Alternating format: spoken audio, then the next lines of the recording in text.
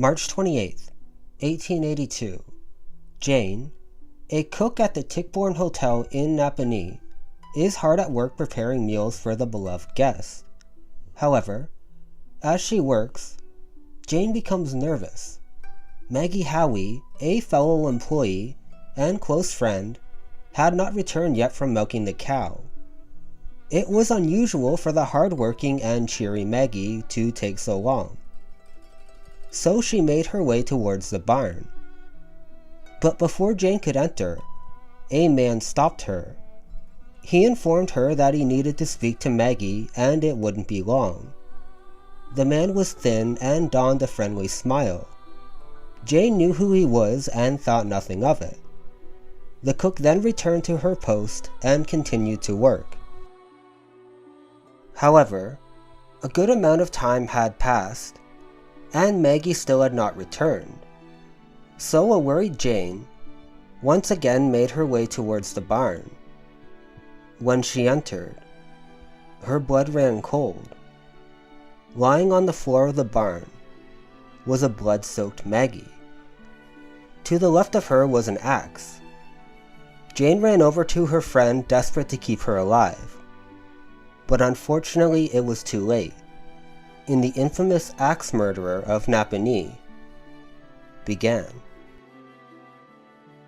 Hello, my name is Joseph Palmer, and today I wanted to dive into the gruesome and tragic murder of Maggie Howie. This murder is infamous as it is widely considered to be the first ever murder to take place in Napanee, Ontario. Now, today I will be discussing how the murder took place and the events leading up to it.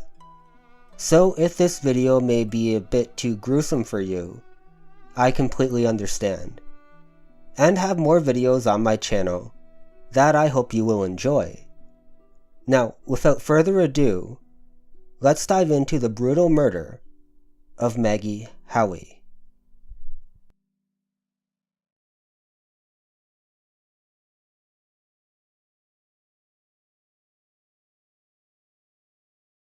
Margaret Howie was born on February 12, 1865 in Ernestown. Reports say when she was little, Maggie was extremely cheerful, singing and humming everywhere she went. From all accounts, Maggie had a fairly normal 19th century life. And like most people of the 1800s, Maggie got a job as a teen at the Tichborne Hotel as a kitchen maid. She was responsible for delivering food to customers, cleaning and washing dishes, help preparing food, and even milking the hotel's red and white cow.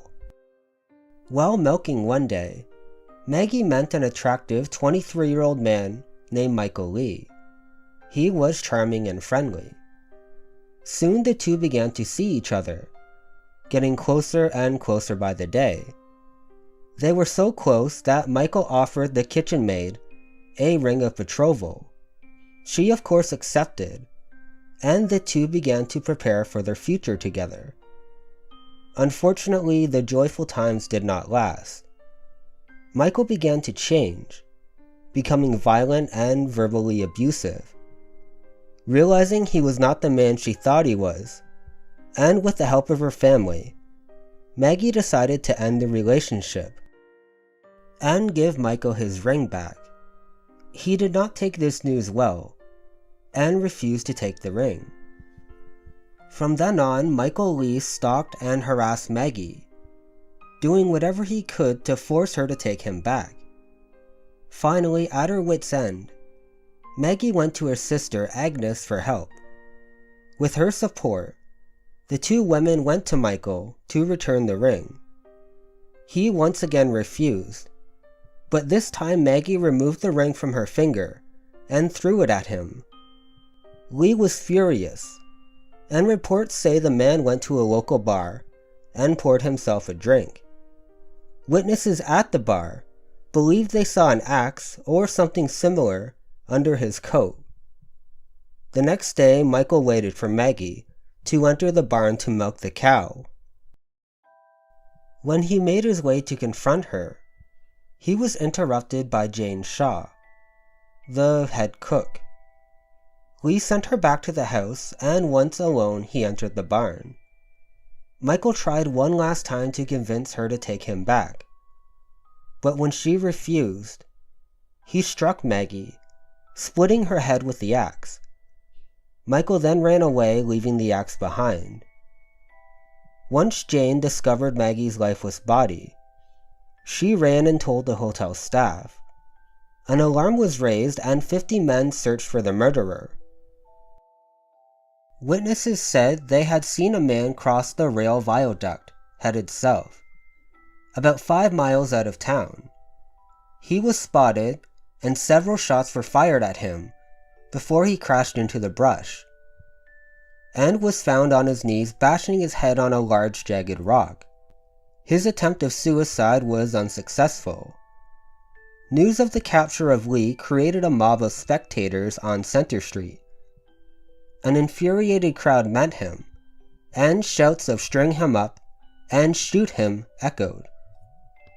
Chief of Police James Allen was forced to baton some of the hooting mob, telling them that the prisoner was in the hands of the law. The prisoner, his face smeared with blood of his self-inflicted wounds, was dragged to the lockup.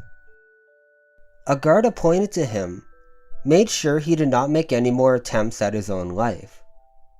Michael Lee was sentenced to hang, but later was found to be insane. His sentence was commuted to life in prison. He died at the Kingston Penitentiary in 1901, at the age of 44.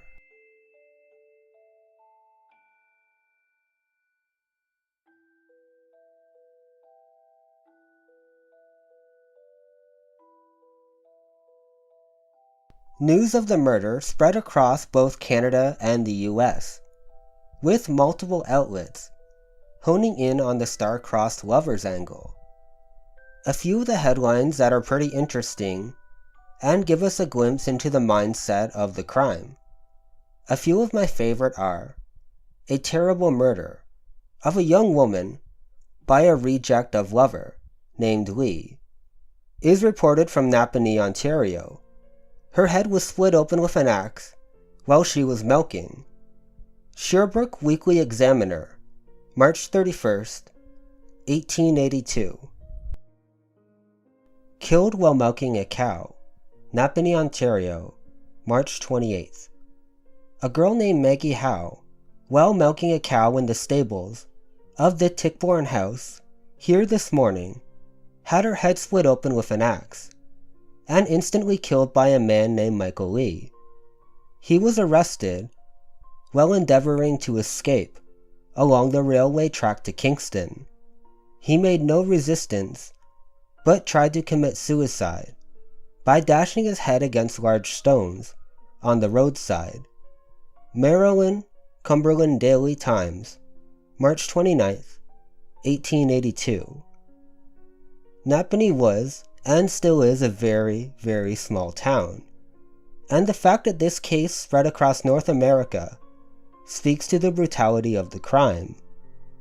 Maggie's body was laid to rest at the Cataraqui Cemetery, where it still can be found to this day. Maggie Howe was a 23-year-old woman who had her whole life ahead of her. However, her life was cut short by the man she once loved. And although the case is over a century old, I hope we can remember her as the beautiful and cheerful woman she was.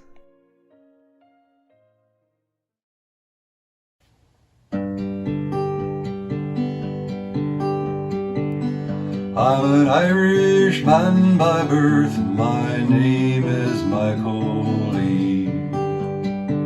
I fell in love with a pretty girl, that was my destiny. I fell in love with a pretty girl, Maggie Howe was her name. It's true that I did murder her, my head I'll hang in shame.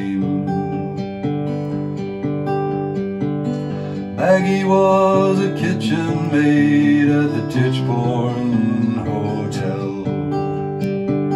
She resided in Napanee, where she was known quite well.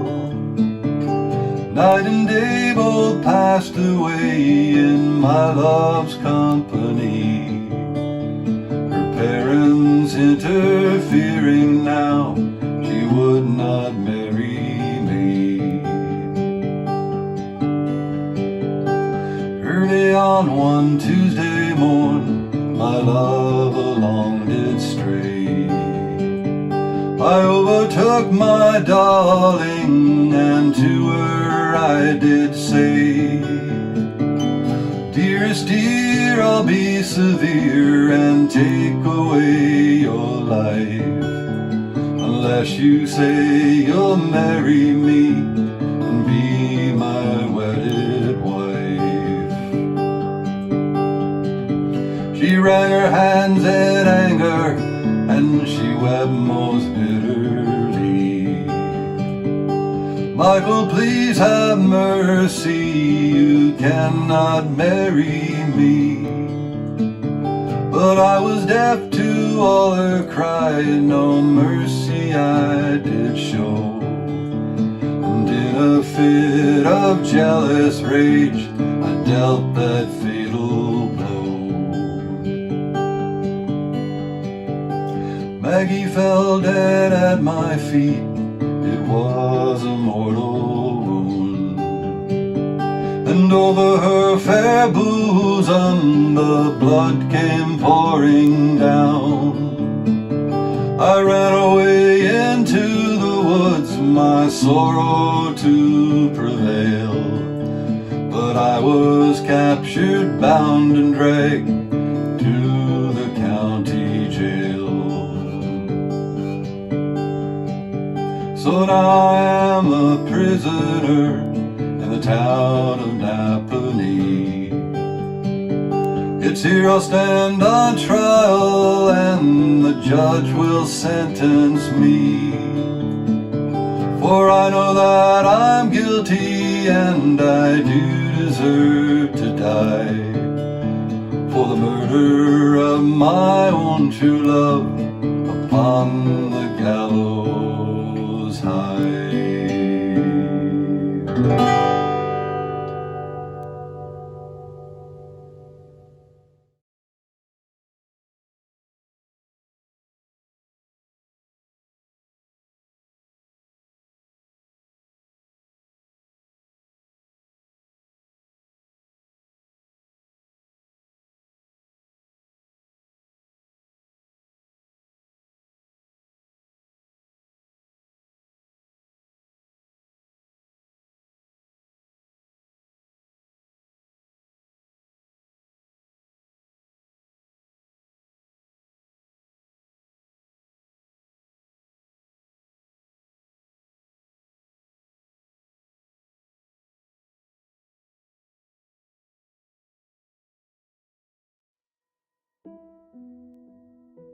On January 4th, 1953, a Stanley Park Board employee, Albert Tong, was out on patrol. During his round, he walked onto a patch of leaves that made an odd crunching sound. Curious about what was under the pile, he began to dig. After a moment, the employee realized what he was stepping on. Under his feet were numerous bones embedded in the earth. The man notified the police immediately, and the next day investigators arrived and began to piece together a truly gruesome crime. Today I would like to delve into the nearly 70-year-old case, nicknamed the Babes in the Woods. A quick warning before we begin. During this video, I will discuss how the children were murdered, as well as other details you may find a bit hard to hear, including who indeed may have committed the crime. Now, without further ado, let's begin.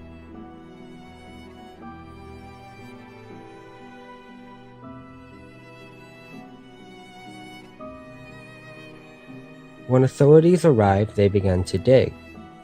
After uncovering branches, dirt, leaves, and other debris, They then unearthed a decomposing woman's fur coat. Underneath the coat, they found the remains of 2 children, as well as a layman's hatchet, which later turned out to be the murder weapon. They also found ripped and torn pieces of children's clothing, a woman's size 7.5 penny loafer shoe, a rusted-out metal lunchbox, and 2 leather aviator caps. One of the skulls matched a wound that the blade of the hatchet would produce, while the other matched a wound from the hatchet's hammering end. Immediately after the remains were found, it became a major news story, not just in Vancouver, but across North America. Photos of clothing and other objects found were posted in the paper. Missing person cases from around the continent were also checked, and a plaster cast of the skulls were made. Unfortunately, no one came forward to claim or identify the remains.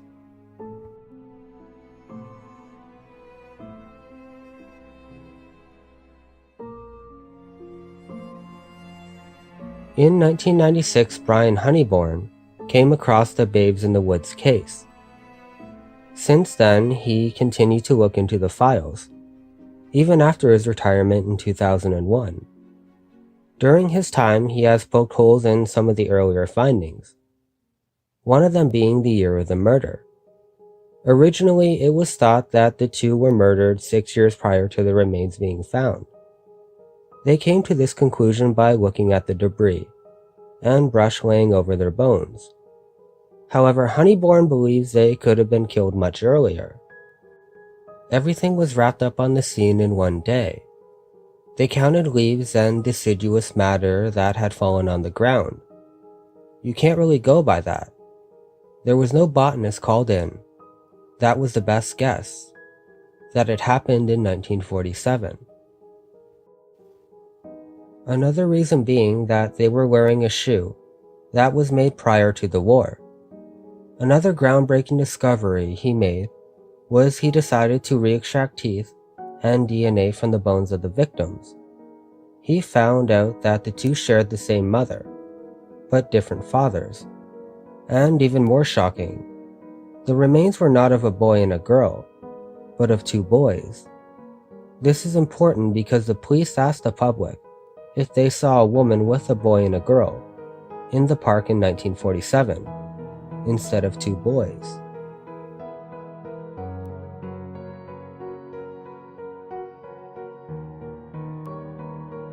The police asked the public if they saw a mother in Stanley Park with a boy and a girl around 1947. There were hundreds of tips. Unfortunately, the leads mostly proved to lead nowhere. However, there were a few leads that Honeyborn pursued over the years. One being a woman who stayed in the New Haven Hotel with 2 young boys but then suddenly disappeared. Another being a woman from Misson who hitchhiked to Stanley Park with her 2 young boys. The boys were wearing aviator helmets. Someone reported a prostitute who lived with her father and 2 young boys in a house by the lighthouse at Prospect Point in Stanley Park. Finally, there are 2 accounts that Honeyborn believes are the best leads the case has ever gotten. A woman and a man was seen with 2 kids at Stanley Park with a hatchet. The woman was said to have disappeared into the woods with the kids and the man. She returned later with only the man. She also had blood all over her legs when she returned.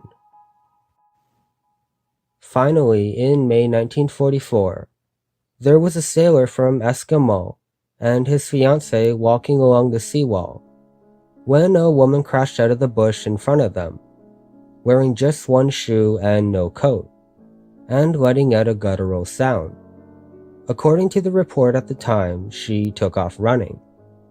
Honeyborn passed this information off to Vancouver police, who checked school records to see if any boys went missing in May of 1944. Unfortunately, these accounts happened so long ago, none of them have led to an arrest.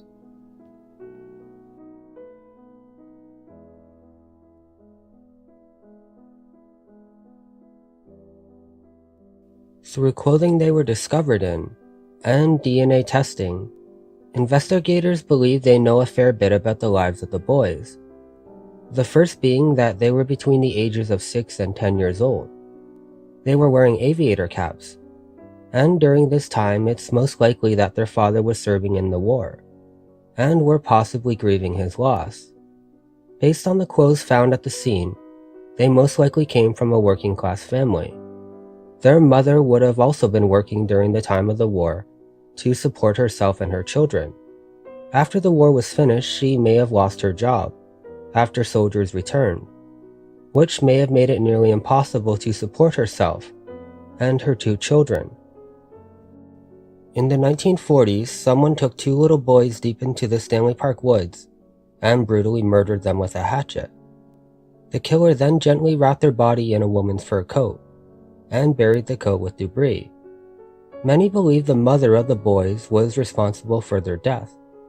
One of the theories is that she was employed during the Second World War. Unfortunately, sometime during the war, her husband either left her or lost his life.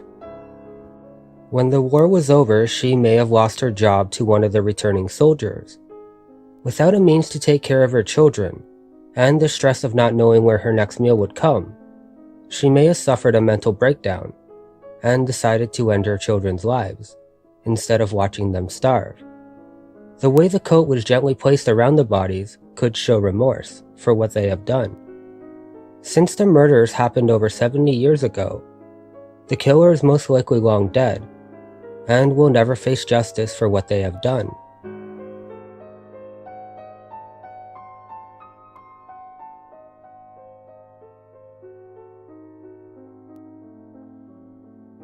While researching this story, I came across a website called Eve Lazarus. On the site, there is a story featuring Kat Thorson, a woman studying psychology and forensics. After attending an event hearing Honeyborn speak about the case, she offered to volunteer her services, and over the next year, she teamed up with Honeyborn and a forensic dentist named David Sweet, and finally an investigative reporter named George Garrett.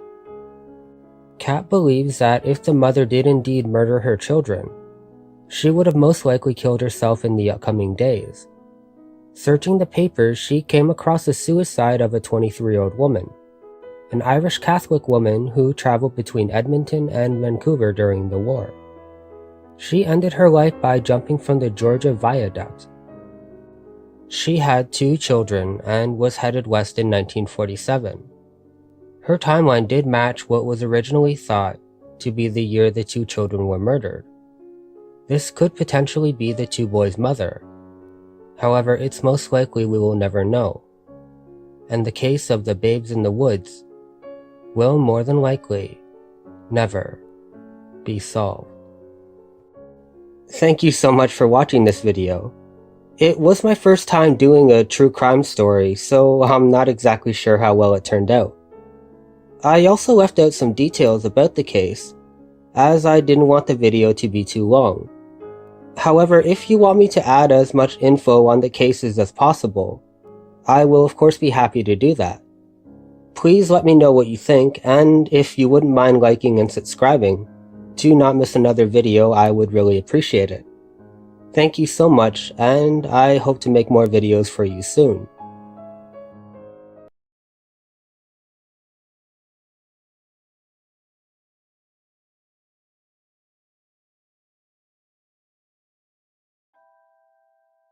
A quick update to this story. I actually made this video around 2 years ago, and recently the case of the 2 murdered children have finally been solved. The identities of the 2 boys are David and Derek Dalton, aged just 6 and 7 years old. In 2021, investigators obtained a DNA sample from each of the boys' skulls, and enlisted the help of Redgrave Research Forensic Services, a Massachusetts-based forensic genetic company. The Redgrave team was able to identify the maternal grandparents of one of the boys and construct a family tree by comparing the victim's DNA to people who had submitted their DNA to private companies for genetic testing, such as 23andMe. Police say they believe the person who killed the brothers was likely a close relative who died approximately 25 years ago. After 7 decades as a cold case, we presume that the person who killed Derek and David had likely passed away, Weidman added. But at this stage in the investigation, it was never about seeing someone charged for these crimes. It was always about giving these boys a name and finally telling their story. I'm proud to be part of the team that has done that. So there you have it, the sad, tragic, and disturbing case of the Babes in the Woods and the brutal murder that haunted Canada for nearly 70 years.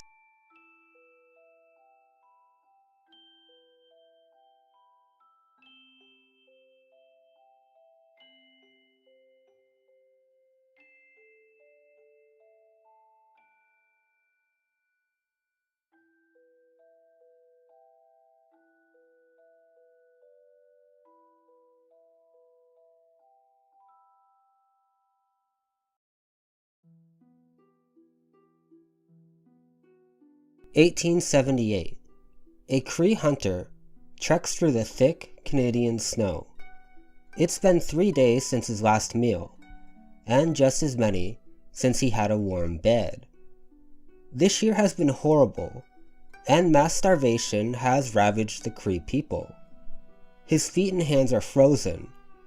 However, despite his pain, the hunter remains focused. "I'll find something soon," he mutters to himself. But his thoughts don't mean too much. He's muttered that phrase since day one, but this time he means it. At the rate he's going, it needs to be true. And after a few more moments, his heart begins to beat with excitement. No, he didn't find an elk or a moose, but maybe something better. A small cabin nestled deep in the woods. With a deep breath, he makes his way towards the cabin and enters. An uncanny stench wafts through the open door, and the hunter falls to his knees. The cabin is surprisingly clean for the smell. In fact, it's extremely bare, with just one large pot on the stove. Normally he would call out to the owner and ask for help, but not this time. Food is much more important right now. He walks over to the pot and opens it. The stench of death surrounds him. The hunter, a grizzled veteran who's seen the worst of the worst, takes off running, as what he saw in the pot would haunt the man for the rest of his life. Hello, my name is Joseph Palmer, and today I wanted to discuss one of the most disturbing cases I have come across so far, about a man named Swift Runner who devoured his family. Now, I think this goes without saying, but I will be discussing some pretty disturbing details in this video. So if it is a bit too much, and I completely understand, please consider checking out other videos on my channel, as it would mean a lot. And if you wouldn't mind subscribing to get more videos like this in the future, I would certainly appreciate it. Now, without further ado, let's dive into the case of the man who ate his family.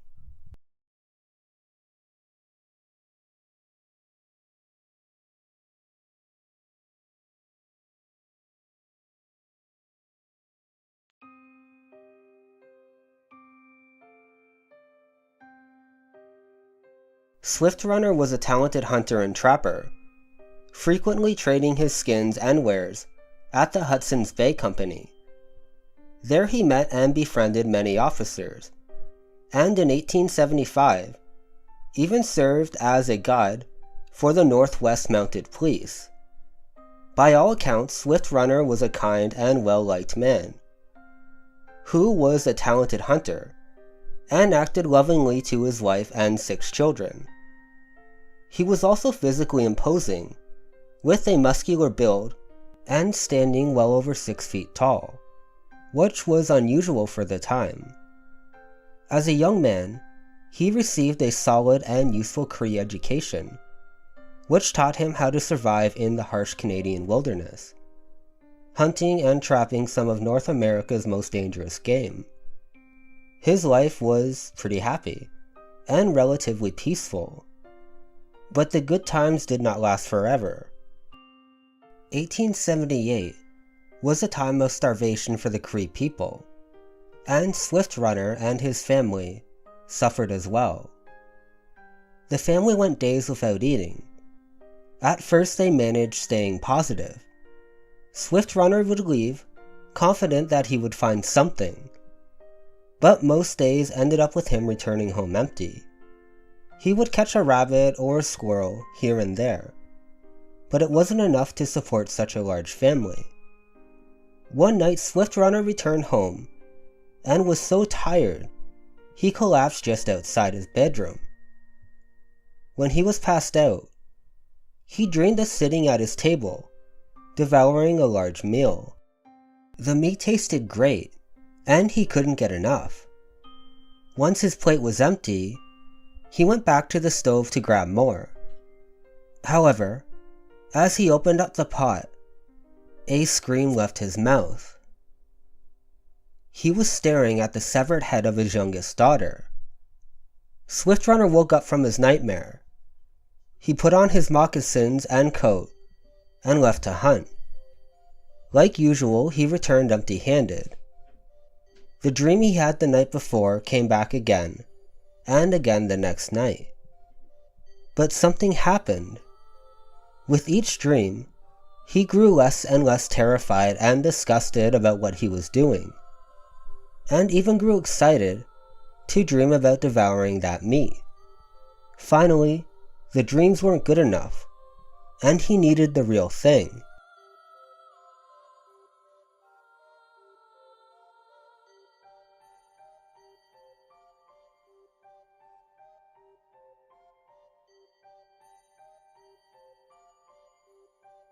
The police started to hear stories in the spring. A Cree chief said Swift Runner had turned cannibal, and a hunter reported that Swift Runner's entire family had been killed in the woods. But a squad of officers who went out to investigate couldn't find Swift Runner or his family. Instead, Swift Runner went to the police himself in the spring, telling them his wife had committed suicide and the rest of his family had died of starvation. But the officer noticed that Swift Runner didn't look starving. Quote, "The prisoner arrived at our camp in the spring and did not look very poor or thin, or as if he had been starving." Suspicious of the story, police traveled with Swift Runner to his family's camp.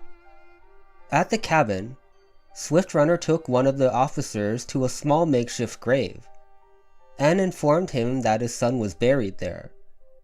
The officers dug up the grave and saw it was undisturbed. However, as time went on, officers found more and more discarded bones around the property.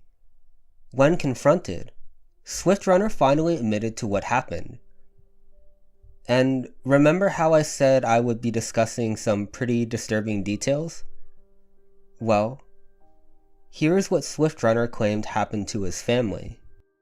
At first, Swift Runner became haunted by dreams. A Wendigo spirit called on him to consume the people around him. The spirit crept through his mind, gradually taking control. Then, the Wendigo killed and ate Swift Runner's wife. With this accomplished, the Wendigo forced one of Swift Runner's boys to kill and butcher his younger brother. While enjoying his grisly meal, the spirit hung Swift Runner's infant son by the neck from a lodge pole and tugged at the baby's dangling feet. It was later shown that he had also done away with Swift Runner's brother and his mother-in-law, though he acknowledged she had been a bit tough to eat. The officers were of course disturbed to their very core, and hauled Swift Runner away to Fort Saskatchewan. The trial began on August 8, 1879. The judge and jury did not view the Wendigo idea in the same light as the Cree. They saw Swift Runner as a murderer, and the trapper made no attempt to hide his guilt. Magistrate Richardson quickly sentenced him to be hanged. But there was one problem. They've actually never conducted an execution. The Hudson's Bay Company did hang an employee for murder, but this was the first formal execution in Western Canada. Staff Sergeant Fred Badgley was in charge of carrying this out. A gallows was erected within the fort enclosure at Fort Saskatchewan. An old army pensioner named Rogers was made hangman. On the appointed morning, a bitterly cold December 20th, Swift Runner was led to the scaffold. There was a large crowd that gathered eagerly awaiting the man to die. He was given the opportunity to address the crowd. Swift Runner admitted his guilt and thanked the guards for their kindness. Apparently the officers did a great job with the hanging, as a California Spectator named Jim Reed said, quote, "That's the purest hanging I've ever seen, and it's the 29th.